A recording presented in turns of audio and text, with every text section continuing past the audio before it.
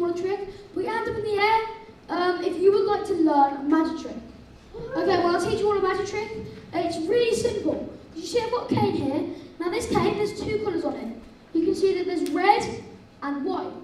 Now what we're going to do is I'm going to teach you how to make this cane completely and totally disappear. But the thing is, you all need to shout the same magic word, and that magic word is abracadabra. So all you got to do is shout it on the count of 3, and well, it will vanish.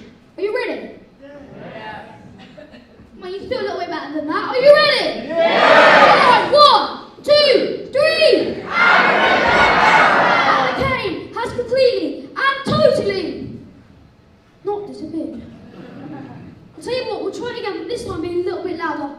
Are you ready? 1, 2, 3. And the cane has completely and totally not disappeared. Look, I want you to shout the loudest you've ever shouted before. Think of the last time you shouted loud. I want you to shout even louder than that. Are you ready? On the count of 3. 1, 2, 3.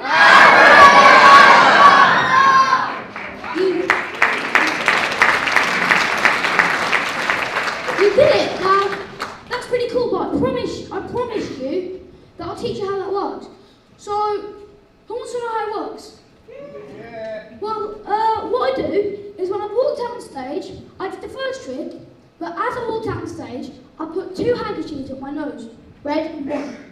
Then I blew the handkerchiefs out my nose and sniffed the cane up my nose. I'm guessing none of you believe me. Right, that's fine. I can show you that it really is up my nose. Because if it really was up my nose,